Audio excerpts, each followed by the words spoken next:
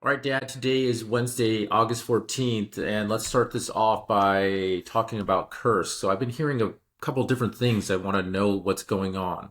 One thing I've heard is, I believe it was from Larry Johnson, is that that this invasion into Kursk was orchestrated and organized by NATO. Don't quote me if it was Larry Johnson. Forget who exactly told me, but that this they were actually trained in Poland, and there were exercises for this. That this was a NATO operation. I don't know if that's true. And then I've heard other reports as well saying Right. that this was something that Russia wanted to happen. That Russia was setting a trap for Ukraine. So can you tell me your assessment of what's going on? What's the situation right now with this Kursk invasion? Right. Well, I've heard those stories too. I mean, yeah, first that it was a NATO operation, and I think that some people leapt to that conclusion because it was a very well coordinated offensive. A small scale. It's an incursion. It was also they were attacking probably the weakest point on the line. There were no minefields. The Russians just had some border guards. They didn't really have any significant military presence right there. So, it is not surprising that the Ukrainians made significant progress during that first day. Um, but they, but you have to say to their credit, first of all, it was a surprise, right? I mean, well, there's that other theory we'll get into that the Russians were laying a trap. But if they weren't doing that, clearly they surprised the Russians. And so, that's difficult to achieve in this time of, uh, you know, a sky full of eyes, drones everywhere, satellites circling the globe, and um, geostationary satellites directly overhead, watching everything that's going on all the time. Um, so just because of the professionalism of this surprised a lot of people. And I think that on that basis, they leapt to the conclusion that, yeah, this was NATO directed, NATO orchestrated. Um, Now, against that, it seems like I think as I mentioned earlier, if this really was a NATO operation, you would think that typically they would have their kind of the information warfare part of it all set up ready, but they seem to be taken by surprise. I mean, that generally, there was really not much coverage of it during the first couple of days. And the comments that you got from a lot of European leaders is like, yeah, we don't know what they're doing, right? So that makes me think, and that it really was a Ukrainian operation. Um, that's what I lean to. And now, as for that theory that the Russians actually were laying a trap, I find that difficult to believe because it was, in the end, it's strategically insignificant. In the long run, I'm thoroughly convinced it's going to hurt the Ukrainians. But in the short run, it was an embarrassment, you can say, for the Russians, for the Russian government, for Putin. And there were plenty of civilians that were killed. There was the ambulance driver and the paramedic, the pregnant woman, the old woman, and in her home, in the apartment, um, and you would have to say that the Russians, well, first of all, were going to allow this humiliation to occur, and then second, that they were going to sacrifice a number of civilian lives for this, and they lost. There was a significant number of prisoners were taken too. Something like 30. Also, if it was really a trap, you would think that they would have plenty of forces there, like in the woods nearby, ready to pounce on them as soon as they had some, but there just really wasn't. The Ukrainians were able to, the smaller detachments were able to go in, 10, 20 kilometers deep. And it did take some time for the Russians to move reserves into position. They're there now, they're pounding the Ukrainians now, they're pushing them back. But it took a couple of days. And so it just does not look to me like this was a trap that they set up. I think Mm. that they really were taken by surprise. And again, why were they taken by surprise? I think there could have been some incompetence on the part of the, local commanders, and I wouldn't be surprised at all that played a role in this. But maybe you also have to give credit to the Ukrainians. They were able to disguise what they were doing as some kind of training exercise. And then on top of that, I the very kind of irrationality of this, which even the Western analysts are saying, it's like this really doesn't make sense, right? I'm sure that that's something that the Russians were looking and analyzing the situation the same way. They're looking at the front and say, well, they they may try to pull off some sort of counterattack somewhere, but it just doesn't make sense here. What would that achieve? And so that may be part of the reason that they were caught with their pants down, because it doesn't really make sense. In the end, it's not going to do them any good. Um, yeah, so you know, I I don't think any of us knows, right? We're all on the outside, but I still strongly lean towards um, the theory. I guess you would say Occam's razor, the simplest explanation. They simply were caught with their pants down, and it took them a little time to react. But now, they had the reserves. They're taking care of the situation now. But there was a kind of a mess for a couple of days there, and civilians died, and there was an embarrassment for the Russians. But in the end, it's just not going to be even considered a significant event in this war. It just doesn't. If anything, it'll be remembered like the beginning of the end for the Ukrainians. So at the time that they stupidly pulled men off the line where they were losing already. So you think that this was an independent operation by Ukraine and it caught the Russians completely by surprise? You don't Yeah. believe that the United States or NATO had any knowledge of this event? I mean, I feel like the US and NATO are so involved and intertwined. I mean, we Yeah. had what, a Right. dozen, 13 CIA bases in Ukraine. We're Yeah. boots on Well, the that. ground. Right. Right. Like how would we not know that this was happening? And just to say, Okay. well, just to say as well, you said that, the one of the reasons that makes you think that NATO wasn't involved is that there was no information PR campaign. But wouldn't NATO also want to maybe distance itself from That's a saying that they are possibility. directly Yeah. involved in this? Because we're Right. using, German Yeah. tanks are rolling Okay. into Russia. American Bradleys are Yeah. moving in here. This is NATO equipment moving in. If NATO did it, then this is essentially a NATO invasion if they admitted it. So they can't say like, oh, we were involved in planning this and training Right. this Right. event, Right. right? That'd be stupid to say that we were, right? So Right. Right. No. No. I No. feel Actually, like yeah, you make a very good point. And I'll concede it. Yeah.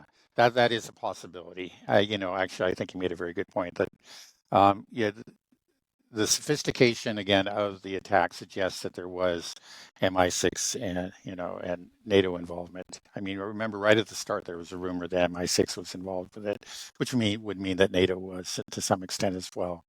Um, Now it may, yeah, maybe they were involved in it, but the other rumor again, who knows if we're just being leaked misinformation or not, is that this was actually something that Zelensky wanted to do for a long time, and nobody went for it. His own generals were against it, but he managed to succeed. Now, yeah, I guess if in fact this was something that was being talked about for a long time, it is hard to believe that NATO knew nothing about it, didn't get any wind of it. So they probably at least knew about it, and I concede it is possible that they actually did get involved in the planning of this attack, and then for the reasons that you stated, they decided just to pull back and really not say anything in the first couple of days, and then pretend later that they were surprised because there is uh, this need for plausible deniability. They need to maintain some distance because it is a clear escalation. It goes beyond the scope that they had carefully set for attacks on pre-1991 Russian territory. Um, right, and you know, so yeah, uh, so you may be right. Okay, I'll concede that's I like your theory. so you agree more. You're more on the putting more Well, weight on the right, theory that NATO was right. involved. I mean, and then the question is to what extent? Like, Yeah, I that's the heard question. reports that NATO was actually training for this exercises in NATO countries, and Hmm. I've also heard reports. I don't know if you can verify this as well that the Russians were intercepting airwaves of individuals in Kursk, and that there were American English accents being spoken within Yeah, Kursk, that there were right, American soldiers or American mercenaries personnel of some kind right. in Kursk that were involved in that. Is there anything that you I've can heard, say to yeah. verify that, or I've heard the same rumors, and that's all I can say. That's so. where did you hear it from? Because I think I heard it from, I want to say Larry Johnson, but I don't remember where I picked that Yeah, up. I think I saw that on Slaviangrad, the Telegram channel. That's more than that's a report that appeared more than once. It's really hard to say. I didn't see it in a, let's say, kind of more of an official news source like RT or Reuters or anything like that. But Hmm. yeah, it is a rumor that's circulating out there, and I haven't seen any confirmation of it. Could you center your camera just a little bit so your head's in the middle, just so when I do Okay, sure. clip videos that your head's not cut in half? Okay, yeah, Is it's a that little better? better. Yeah, Okay. yeah.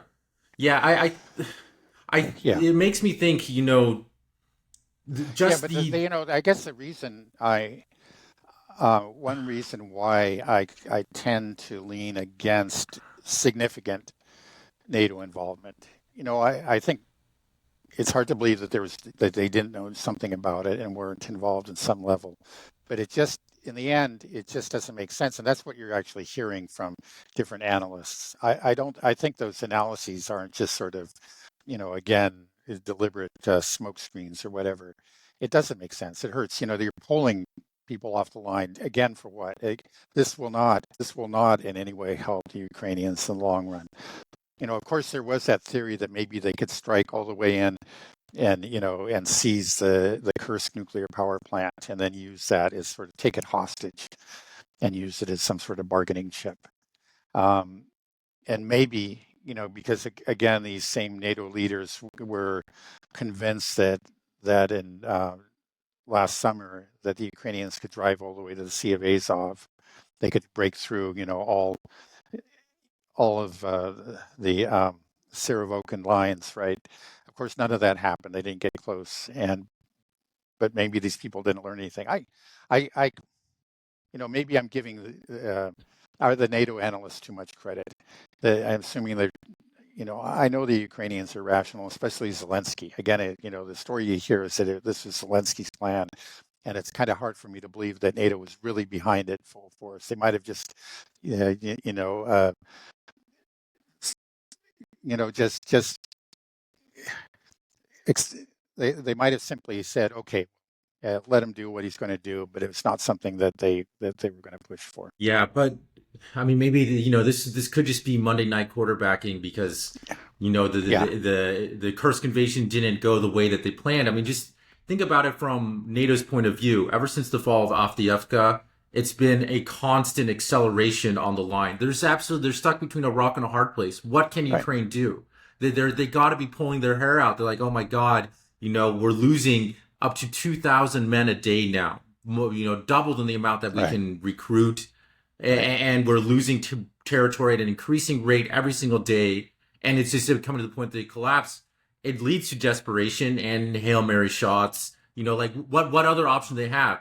The NATO analysts, they got to be in their war rooms every day thinking like, what can we do? What can we do? What can we do? Well, they can't Yeah, do anything on the front, right? So right. maybe this is a last ditch effort. They like, okay, we have to Yeah, sue for peace, but we can't sue right now. Let's see if we can capture some territory. We get lucky. We get the nuclear power plant. We can trade that for even more for Zaporozhye, for example, the Zaporozhye plant. I could yeah, see that. I mean, of course, if you take a look at it and say like, look, well, yeah, you invade Russia, they're not going to be okay with that. They're definitely going to take that territory back. right. But you might just you don't have any other option. It's the best option on the table that some people may come to that conclusion. I think if you're Yeah, NATO, well, it's and like you say, it's the definition of a Hail Mary pass, right? It's a very bad move under normal circumstances, but when you have no other option, you just do it. You just throw it up there and say a Hail right, Mary, right. I right? mean, the only other option is to negotiate. Negotiate how much territory Right. they're going to give Well, of up and course, call an yeah, end to this war. right. That's the Yeah. only other Yeah, option, but right? What can they do? exactly, right. Of course. Yeah, that's rational. That's the And, rational option, of course, or retreating to highly defensible lines. Just admitting, okay, just retreating now to the Dnieper or something like that, um, and doing whatever you can to defend.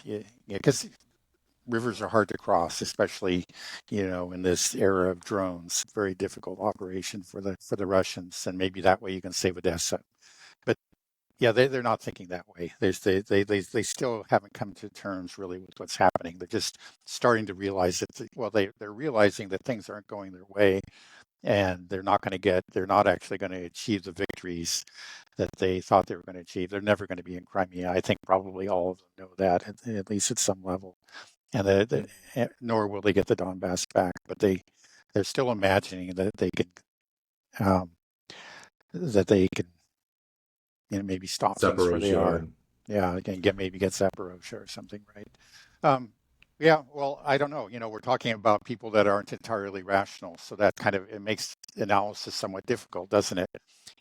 Right? You look at it. Well, what's sensible and uh, what isn't?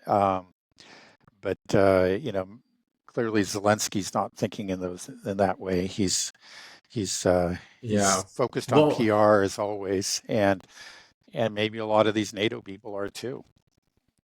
well, So yeah, anything's possible.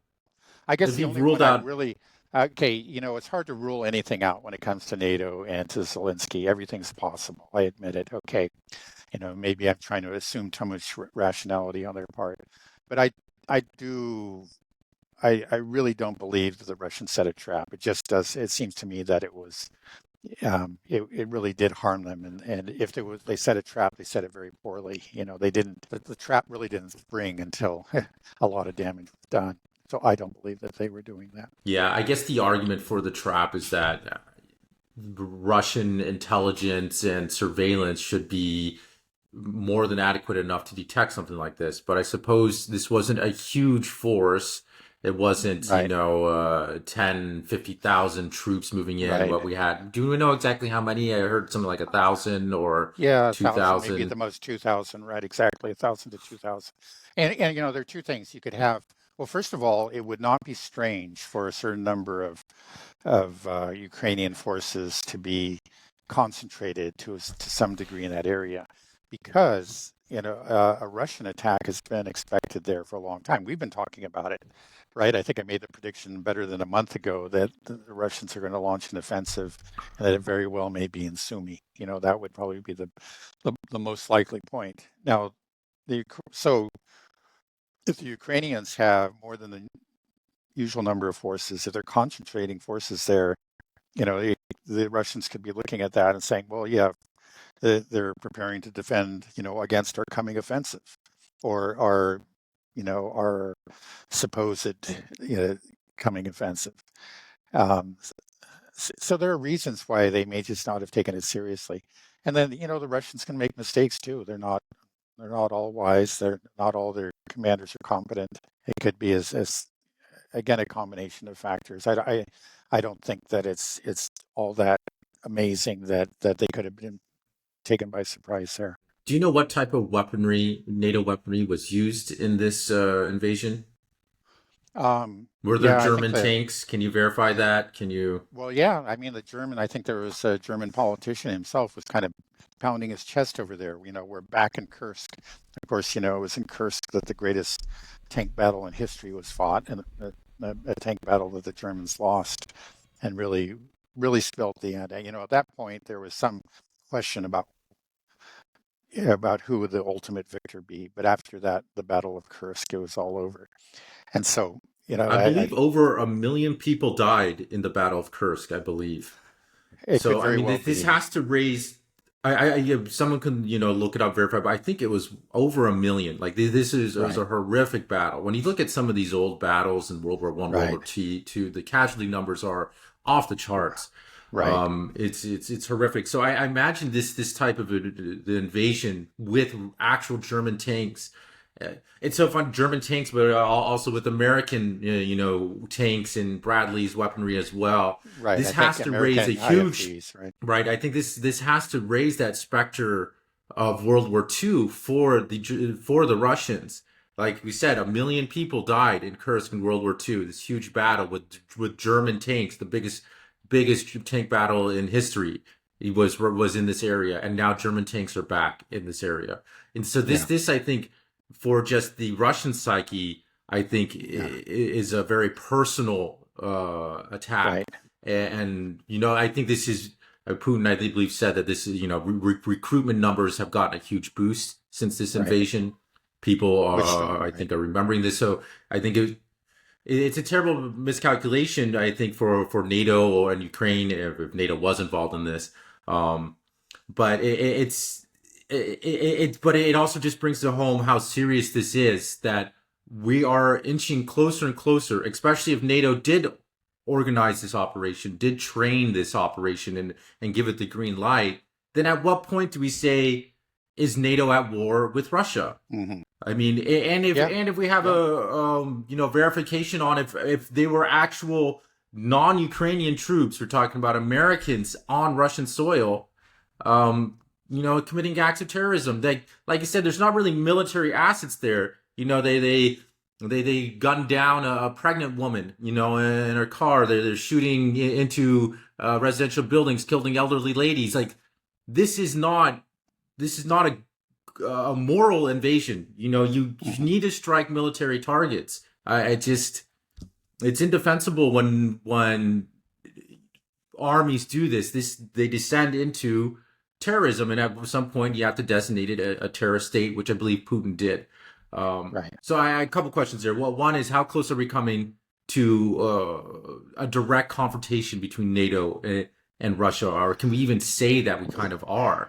And Right. then the other one is, Putin has declared Ukraine a terrorist state after this, the Hmm. Kiev regime. Yeah. What does that mean for Right. Well, it means, yeah, diplomacy in the future? right. Right. Yeah. Yeah, well, he pretty much, slammed the door on negotiations, at least for the time being, when he said that. And that's what he said. I mean, in addition to declaring them a terrorist state, said that, negotiations are off the table. We don't negotiate with these kind of people who attack nuclear power plants. That again was a terrorist attack too. I mean, and then, that deliberately attack civilians.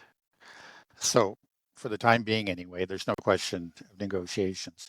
I mean, I think there really wasn't a serious chance of negotiations because the two sides were so far apart. Again, Putin, made it clear, what his terms were. What was it, approximately 6 weeks ago? Um, it's got to be Russia is going to take Crimea and then the four oblasts, right? Zaporozhye, Kherson, uh, Lugansk, and Donetsk. That's not something that the West or Kiev has shown any signs of accepting at this point, right? So they're not even close. But he at least said, okay, yeah, we can negotiate, but just know that we're insisting on this. These are our prerequisites, right? And neutrality, of course, for Ukraine, which has always been there. I mean, these new territories are something that were added on, and that were not something that the Russians were demanding, early on, prior to the conflict, or during the first months of the conflict. But now they are, and then he just made that crystal clear.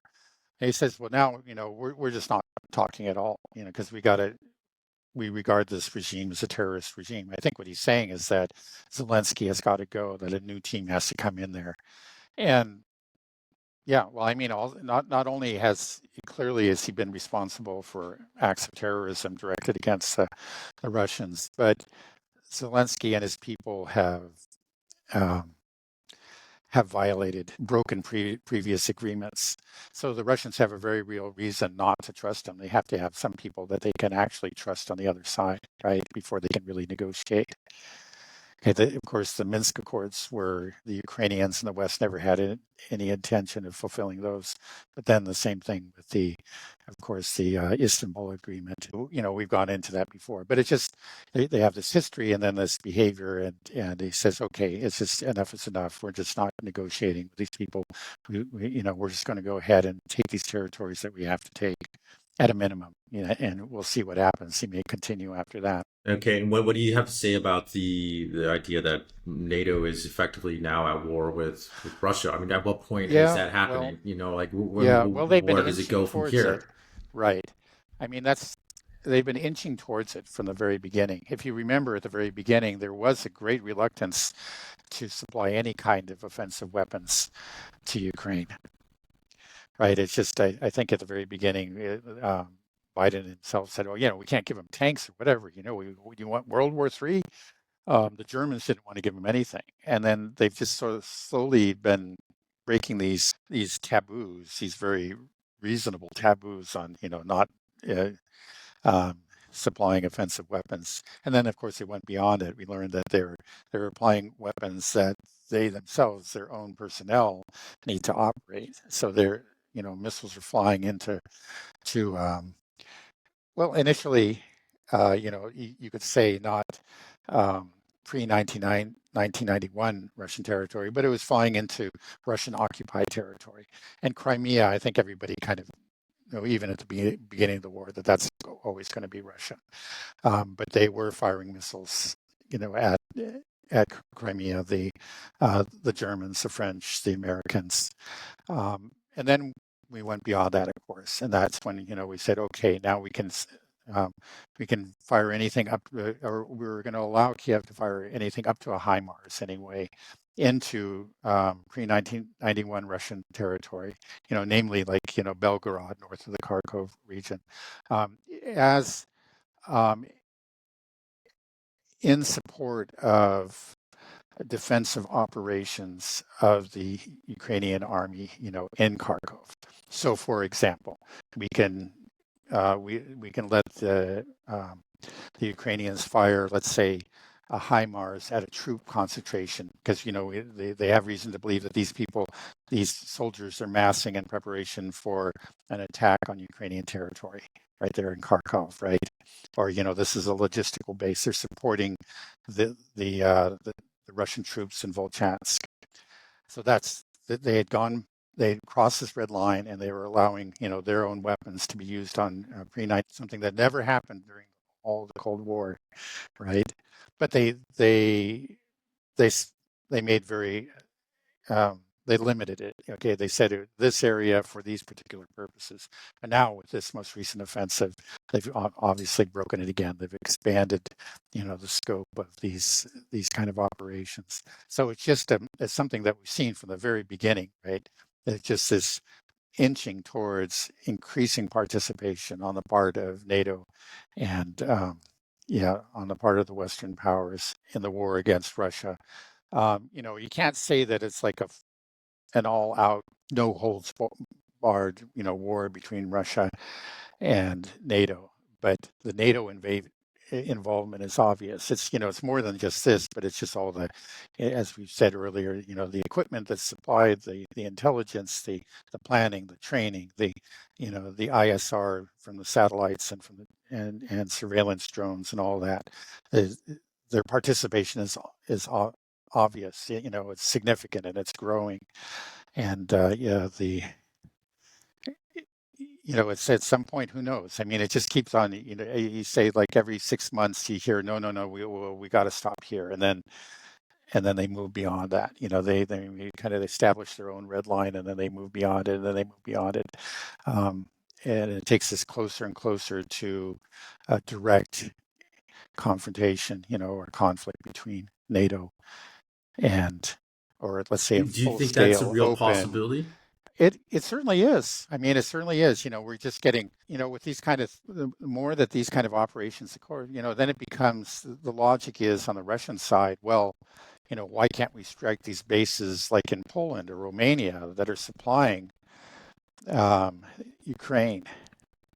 They're doing that, like these, yeah, I don't know that they've used ATACMS missiles, but at some point they probably will, to strike a military base in Belgorod or in Kursk. And that will have been, the coordinates will have been supplied by the U.S. and probably the operators of the missile system, are most likely NATO members. And at that point, you say, well, okay, so why can't we why can't we strike, let's say, some sort of support base within Romania or Poland or something? It really becomes, let's say, fuzzy. You can make arguments either way, but it's just, you're creating this. There used to be very sharp lines, and the lines are getting blurred, and the chance for, greater involvement or expansion of the scope of the combat is always there. It's always is expanding, is what I should say. And eventually it could just come into open conflict. Right now there's sort of a veil between the two sides, and there's a certain amount of plausible deniability. There's the support is more indirect, or it's direct but it's limited. But at some point, as these, the involvement grows on the native side, eventually it's just, there ceases to be any kind of pretense, really, that this is anything but a NATO war, and then the Russians are going to respond accordingly. We're not there yet, but we're inching in that direction. Okay, so let's just say theoretically Russia strikes some type of command post or military installation in Poland, for example, because those are supplying and directly attacking Russian territories. Article 5, you think, would get invoked? Do you think that there would actually be the ability for NATO to amass troops and to actually declare war with Russia? Oh, Do you think yeah, that could certainly, happen? if it does come to that, and that's one reason why Russia would be very reluctant to do something like that. Um, but the But more I that mean, NATO, but more that NATO increases its involvement, at some point where they say, well, to heck with it, and especially if NATO starts sending troops into Ukraine, at that point it just becomes, um, you know, it's it really is a NATO versus Russia war. We're edging towards that, and then um, it's just, all these various rules and limits that they've been violated again and again. What's to keep Russia or from disregarding, disregarding, let's say, that final rule and attacking a NATO member country directly. Again, we're not there. I don't think we're close to there, but if things continue the way they are in a year, we might be there. Let's put it that way. Or it could even happen sooner. Who knows? okay, well, let's pray that never happens. So earlier you were saying that Russia's made it clear basically that Zelensky's got to go. That we can't negotiate with this person. That this Right. this regime is a terrorist regime. So negotiations are off the table. But what is the likelihood of there actually being a reasonable leader in Ukraine during the stage? I mean, like, if NATO or the US, I should really say, is just going to install who they want to install in Western Ukraine, right? Like Ukraine's not going to be able to, they're not going to have a fair election or actual Yeah. referendums and get a, so is there going to be much of a difference even if you, let's I say don't they think get so, rid to of? be honest. Yeah, I don't think so. Um, I don't think this conflict is going to end, with a negotiated settlement. I really don't think so. It's just going to be, accepting the terms of surrender, or simply, the Russians are going to drive to where they need to be, and they'll stop and then just freeze it there. But it's going to be a decision that they make unilaterally, and Kiev will just have to accept it. Well, the U.S. is going to have to accept it. This is what's Yeah, scary, and to right. this march to Kiev to basically accept total surrender for Ukraine, and then what Russia would put in essentially its own government that declares Yeah, I neutrality, don't. and that Right. I don't know if that's what's going to come to, or if they're simply going to take the territory that they want to take. You know, essentially, the Russian-speaking territories. right. Well, that's So in what I addition imagine to they the will do. right, But right, then they will basically say, okay, you guys will elect your own government that does not require U.S. influence. There will be some Russian influence, I'm sure, and that this new government, obviously the West will cry out now. It's a Russian puppet regime instead of it being a U.S. NATO regime. But as long as it declares neutrality and we can achieve peace, but the road to that, Yeah. there's I going to be, don't, if we are yeah, escalating as right. we are right now, like I Yeah. just, I don't see it ending in without further escalation from NATO. Yeah. Well, I If think there this is will what we're be. I at, if mean, we don't, we can't we've have had diplomacy. constant, right. We've had constant escalation. I mean, that's the thing. It's just every couple of months there's more escalation, right? Now and it just may either escalates up to the point where we do have an all-out war between NATO and Russia, and that really could happen, right? Or it escalates But up to a can it? point Because there's where, no. right, up to a point where finally Russia calls our bluff and we just, you know, pack up our toys and go home. Can you make you center yourself a little bit? I feel like you always drift to the right a Oh, little. really? Okay. Okay. Eh, Um, but is there? I feel like there's no appetite for an all-out war. Maybe the yeah, elites want it. right, The elites right. have this Russophobia. How we can't? I don't think we can have an all-out war, right? Like if NATO says we're invoking Article 5, we get these paltry armies that will go in, and then what? They're going to try to do forced conscription in Europe, Yeah, yeah. in the United No, it's not going to States. work. I don't see Right. that So, happening. right. Yeah. Actually, I don't either. I think like outside of the Baltic states and Poland, you just don't have, any hot-blooded young men that really want to go out and fight the Russians. Um, and I think last time we talked about, even when you look at the governments, in spite of all their heated rhetoric, uh, when you look at their military budgets, they don't seem to. You see no indication of any real serious preparation for war. It's just like uh, I don't think they're serious. I don't think at some point, they're trying to pretend they just want to be able to somehow, with their through rhetoric and smoke and mirrors somehow achieve a victory. I think they do have, some of the more sensible and braver generals, the less political animals among them, telling them, "Hey, this isn't going to work." But they're not listening. They just like to assume that they somehow were NATO, so all we do have we got to make some more threats and find some more guns in a warehouse and send it there, and then we'll win. But at some point, it's just going to be clear. Hey, we don't have anything left. The Russians are marching rapidly to the Dnieper. It's either we go all in, declare war and send, tens of thousands of, well, it would have to be more than tens of thousands. It would have to be hundreds of thousands of NATO troops. And I think at that point, they just say, oh, are you kidding? We can't do that. Nobody, I'll lose the election, right? It's just going to be terribly unpopular, right? Um, Right. so I don't think, like I've said before, actually um, I'm more optimistic about the Ukraine conflict than I am about the conflict in Palestine. And it's just because I don't see the the willingness to go all the way. I think they're still living in this delusion that they can win without going all the way, and they can't. And when it becomes clear that they have to actually invoke Article 5 and fight a war directly with Russia, I believe, and I hope I'm right, that that at that point they realize, oh, we just can't do this, and they'll throw in the towel. Yeah. But it's scary, because who knows? We're talking about nuclear armed powers. That's the scary thing about it. And there are crazy people clearly within NATO and within the Western regimes that really do want war, and they might get it.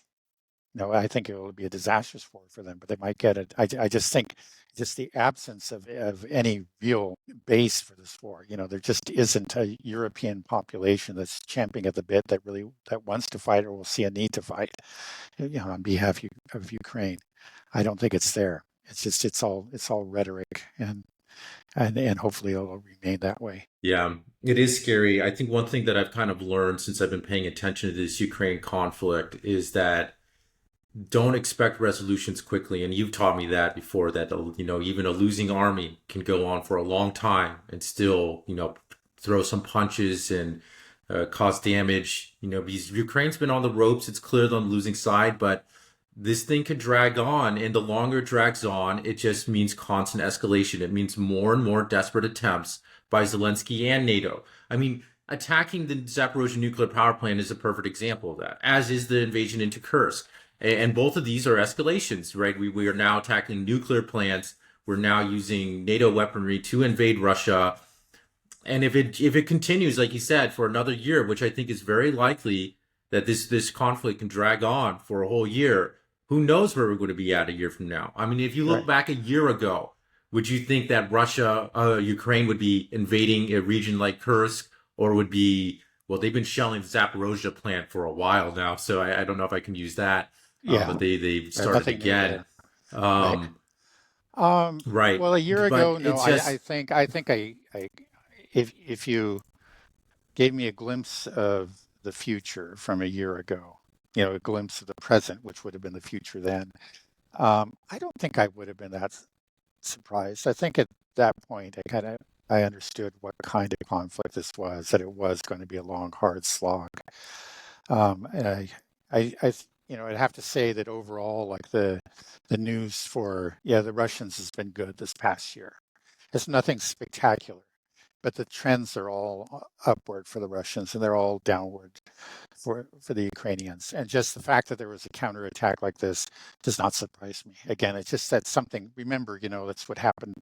You know, it, uh, the Battle of the Bulge, just a few months right. before the final end of World War II. That was a major counterattack, right? They seized many hundreds of square miles, and Mhm. it was quite a surprise. And I imagine there was a time when a lot of people back home in the U.S. were really afraid. They thought, they thought they had it in the bag, and then all of a sudden it looked like maybe they didn't. That the Germans were now, the pushing back, and who knows, could be victorious in Western Europe. But it proved to be, Right. what it was, and that was, a last gasp attempt that accelerated the demise of the Nazi regime. Right. Yeah, I remember I played that battle 100 times in Call of Duty as a kid. I remember that very well in Right. the Call of Duty version, of course. Okay. um, Well,